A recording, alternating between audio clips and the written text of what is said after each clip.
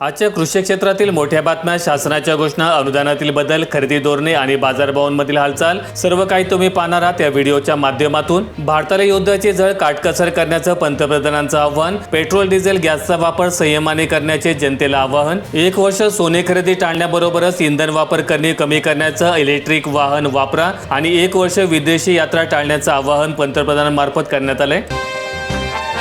अखेर शेतकऱ्यांची अडचण दूर, ट्रॅक्टरला 100 लिटरपर्यंत डिझेल वाहतूक आणि साठवणुकीला परवानगी। शेतीच्या मशागतीसाठी वापरण्यात येणाऱ्या ट्रॅक्टरसाठी एका वेळी गरजेनुसार जास्तीत जास्त 100 लिटरपर्यंत डिझेल किंवा पेट्रोल पंपावरून घेऊन जाण्याच्या अटी आणि शर्तीसह परवानगी देण्यात आली आणि यामध्ये डिझेल साठवणुकीसाठी स्टील किंवा लोखंडी कंटेनरचा वापर करणे बंधनकारक राहणार आहे। तसेच कंटेनरमध्ये किमान 5% रिकामी जागा ठेवणं आवश्यक आहे। पेट्रोल आणि पेट्रोल पंपावरून डिझेल घेऊन जाताना शेतकऱ्यांना आधार कार्ड, ॲग्री टॅग क्रमांक, 7/12 उतारा, खातेदाराचे धारण क्षेत्र दर्शवणारा नमुना 8, तसेच ट्रॅक्टरचे आरसी बुक सादर करणं बंधनकारक राहणार आहे। राज्यामधील 8,000 शाळा बंद होण्याचा धोका, संच मान्यतेतील निकष, 10,000वर शिक्षक अतिरिक्त ठरण्याची शक्यता। शासनाच्या निकषांमुळे ग्रामीण आणि दुर्गम भागामधील विद्यार्थ्यांचे, विशेषतः मुलींचे शिक्षण धोक्यामध्ये येणार आहे। शक्तीपीठ महामार्गाच्या सीमा सॅटेलाइटद्वारे निश्चित, 34 गावांमधून उतारे मिळवण्याला सुरुवात, प्रशासन लागले कामाला। पंढरपूर, माढा, माळशिरस, बार्शी तालुका तहसीलदारांना सूचना। शक्तीपीठ महामार्गाच्या अधिसूचना निघण्या अगोदरपासून ज्या तालुक्यांमधून, गावामधून आणि गटामधून शक्तीपीठ महामार्ग जाणार आहे अशा ठिकाणी शेतकऱ्यांमार्फत मोठ्या प्रमाणात फळबाग लागवड, घर बांधण्याचा सपाटा सुरू केला होता। त्यानंतर मुख्यमंत्री जिल्हाधिकाऱ्यांनी 2023 मध्ये उतार्यावर असलेल्या नोंदी ग्राह्य धरून झाडे, गरे, पाईपलाईन, जिरायत आणि बागायत तसंच मालमत्ता नुकसानीची निश्चितता करून भरपाई देण्याची घोषणा करण्यात आली होती। शिवाय आता नव्याने कोणी झाडं लावणार असतील तर त्याबाबतची चौकशी करण्याच्या सूचना देण्यात आल्या। जनगणनेमध्ये खोटी उत्तरे आणि माहिती नकार दिल्यास अदखलपात्र गुन्हा सादर होईल। कायदा 1948 मधील तरतुदीनुसार विचारलेल्या प्रश्नाची उत्तरे देण्यास नकार देणे किंवा जाणीवपूर्वक खोटी माहिती देणे हा कायदेशीर गुन्हा ठरवण्यात आलाय। आपल्या घरी आलेल्या प्रगणकांना कुटुंब प्रमुखांनी सहकार्य करून खरी माहिती उपलब्ध करून द्यावी ही विनंती करण्यात आली।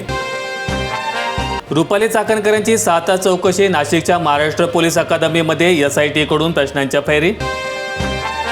सोलापूर जिल्ह्यातील ग्रामीण भागात शेतीपंपाच्या मोटर चोरीच्या घटनांमध्ये सातत्याने वाढ, शेतकऱ्यांचे लाखोंचे नुकसान, पोलिसांचं दुर्लक्ष। अनेक शेतकरी तक्रार देण्यासाठी पोलीस ठाण्यामध्ये गेल्यानंतर त्यांची तक्रार किंवा गुन्हा दाखल न करता केवळ NC म्हणून नोंदवली जात असल्याचे देखील असल्यामुळे नाराजी व्यक्त होत आहे। भूम तालुक्यामध्ये दराभावी शेतकऱ्याने 500 पोती कांदा पेटवला, बाजारात किलोला ₹1 भाव मिळाल्यामुळे धाराशिवच्या शेतकऱ्याचे कृत्य। पेरणीपासून काढणीपर्यंत त्या शेतकऱ्याला अंदाजे 3 ते 4 लाख रुपयांचा खर्च आला होता, पण जेव्हा कांद्याची एक गाडी विकून त्यांना फक्त 4,000 रुपये मिळाले त्यामुळे त्या शेतकऱ्याने रागाच्या भरात आपलं पीक जाळून टाकलं।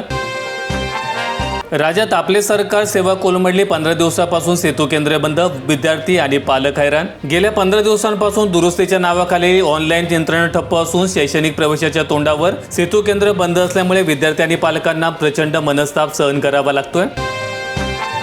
नागपूर विभागात अवकाळीला विराम, पुन्हा उकाडा वाढणार, शहराचे तापमान 40 अंशाच्या पार, आणखीन वाढीची शक्यता। नागपूरसह विदर्भातील बहुतांश जिल्ह्यामध्ये तापमान वाढण्याचे संकेत हवामान विभागाने दिले। पुढील 5 दिवसांमध्ये कमाल तापमान 3 ते 4 अंशांनी वाढ होण्याची शक्यता वर्तवण्यात आली।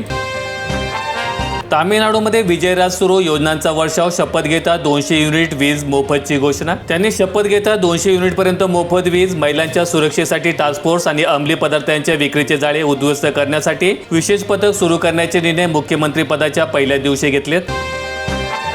सिन्नर तालुक्यातील 20 गावांना मोफत पाणी टँकर, पाणी टंचाईग्रस्त गावांना मोठ्या प्रमाणात दिलासा, आमदार माणिकराव कोकाटे यांच्या हस्ते उपक्रमाचा शुभारंभ। कृषी साहित्य दरवाढीने शेतकऱ्यांना आर्थिक फटका, ठिबक सिंचन, मल्चिंग पेपर आणि PVC पाईपच्या दरामध्ये 70% वाढ।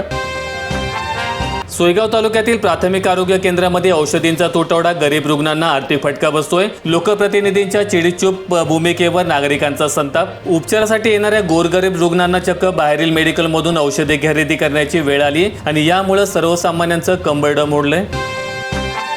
किनवट तालुक्यात भरड धान्य खरेदी होईना, ऑनलाईन नोंदणी केलेले 750 शेतकरी अद्याप प्रतीक्षेतच। 1 मे ते 30 जून हा खरेदी केंद्रावरील खरेदीची अंतिम मुदत असली तरी मे महिन्याची 8 तारीख उजाडली तरी गोदाम उपलब्ध नसल्याचे सबब पुढे करून अभिकर्ता आदिवासी विकास महामंडळाने खरेदी सुरू केलेली नाही।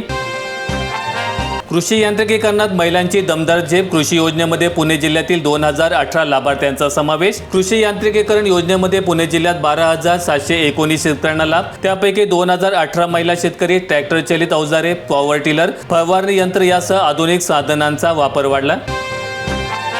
नांदेड जिल्ह्यात रणरणत्या उन्हात देखील 13 प्रकल्प हाऊसफुल. जिल्हावासियांना दिलासा. वैरींच्या पाणी पातळीमध्ये सुधारणा होणार. 13 प्रकल्पामध्ये आज रोजी 218 दलगमी पाणीसाठा उपलब्ध. गेल्या वर्षीच्या तुलनेत यंदा विष्णुपुरी आणि निम्न मानारची स्थिती समाधानकारक असून मे महिन्याच्या जळांमध्येही जिल्ह्याचं तहान भागेल. राज्य शासनाचा आदेश. कागदावरच मानधनाअभावी ग्राम रोजगार सेवक संपावर. फुलंब्री तालुक्यात 262 योजनांची कामे ठप्प. विकास कामांना बसला ब्रेक. महात्मा गांधी राष्ट्रीय ग्रामीण रोजगार हमी योजनेअंतर्गत राबवण्यात येणाऱ्या घरकुल योजना, मातोश्री पानंद रस्ते, सिंचन विहिरी, गायगोठा, फळबाग, मोहगणी लागवड यासारख्या महत्त्वपूर्ण योजनांच्या मास्टर भरतीची महत्त्वाची जबाबदारी ग्राम रोजगार सेवकांवर असते. मात्र गेल्या अनेक वर्षांपासून अत्यंत तुटपुंज्या मानधनावर काम करावं लागत असल्यामुळे कुटुंबाचा उदरनिर्वाह करणे कठीण झाल्याची व्यथा या सेवकांनी मांडली. नागपूर विभागात सिलेंडर पुरवठा सुरळीतेचे दावे. वास्तवात चढ्या दरानेच विक्री. 40 ते 50 दिवस प्रतीक्षा. ग्राहक विचारतायत कधी होणार सुरळीत पुरवठा. जिल्हा प्रशासनाकडून शहरामध्ये सिलेंडरचा पुरवठा दुप्पट केल्याचा दावा केला जात असला तरी मात्र प्रत्यक्षात परिस्थिती अत्यंत गंभीर आहे. शहरातील 90% गॅस एजन्सीमध्ये आजही पूर्वीसारखीच टंचाई कायम आहे. युद्ध संपण्याची चिन्ह दिसत नसल्यामुळे आयात विस्कळीतच राहण्याची शक्यता वर्तवण्यात येते. गॅस एजन्सीच्या सूत्रानुसार पुढील किमान 3 महिने तरी हीच भीषण स्थिती कायम राहू शकते. जलतारा बांधापर्यंत पोहोचणार. 4,800 रुपयांचं अनुदान मिळणार. यवतमाळ जिल्ह्यातील 3,100 शेतकऱ्यांना प्रक्रियेमध्ये समाविष्ट करण्यात येणार. यासाठी 6 फूट खोल खड्डे तयार केले जाणार आहे आणि 5 फूट चौरस आकाराचे शोष खड्डे पाणी शोषून घेईल. यामुळे पिकांना सिंचनासाठी पाणी उपलब्ध होणार आहे. हवामान केंद्रात ऊन वारा पावसाची मोजणी कशी होते. दैनंदिन कमाल तापमान घेतलं जात आहे दुपारी 2 ते 4 वाजेच्या दरम्यान. केवळ ऊनच नाही तर पाऊस आणि वाऱ्याचा वेग मोजण्यासाठी विशिष्ट यंत्रणा असते. पावसाळ्यामध्ये रेनगेज या उपकरणाचा वापर होतो. एका विशिष्ट आकाराच्या नळीमध्ये जमा झालेले पाणी मोजून किती मिलीमीटर पाऊस झाला हे ठरवलं जातं. वाऱ्याचा वेग मोजण्यासाठी ॲनोमीटर वापरतात, ज्याला वाटेसारखं गोल फिरणारे भाग असतात. वाऱ्याची दिशा समजण्यासाठी विंड वेन या बाणासारख्या उपकरणाचा वापर केला जात असतो. बाष्पीभवनाने हिंगोली जिल्ह्यातील धरणाचा साठा गाठला. जिल्ह्यावर पाणी टंचाईचे संकट. 3 मोठे प्रकल्प असूनही शहरांसह 300 गावांचा घसा कोरडा. सोलापूर जिल्ह्यात उन्हाचा वाढता तडाखा. तापमान पुन्हा 41.6 अंशावर. उकाड्याच्या जळांनी रस्ते आणि गल्ली ओस पडले. जुन्नर तालुक्यातील ओतूर परिसरामध्ये गरज 50,000 लिटर. मिळतंय फक्त 20,000. टँकरवर गावाचा जीव. धरण शेजारी तरी घशाला कोरड. कोपरे मांडवे गावामध्ये भीषण पाणी टंचाई. जलजीवन मिशन रखडले. खरीप हंगामासाठी खत बाजार सज्ज. खतांच्या नवीनतम दरपत्रिकाची घोषणा. शेतकऱ्यांना विविध कंपन्यांची खते उपलब्ध. जाहीर करण्यात आलेल्या दरानुसार DAP खताचा दर सुमारे 1,370 प्रति बॅग असून MOP खताचा दर 850 इतका आहे. तर इफ्को कंपनीचे ग्रोमोर खत 1,470 इतक्या रुपयाला उपलब्ध आहे. व्हिडिओ आवडला असेल तर लाईक ठोका, शेअर करा आणि अशा दैनंदिन शेतकरी बातम्या अपडेट्स मिळवण्यासाठी सबस्क्राईब करून बेल आयकॉनचं बटन दाबा.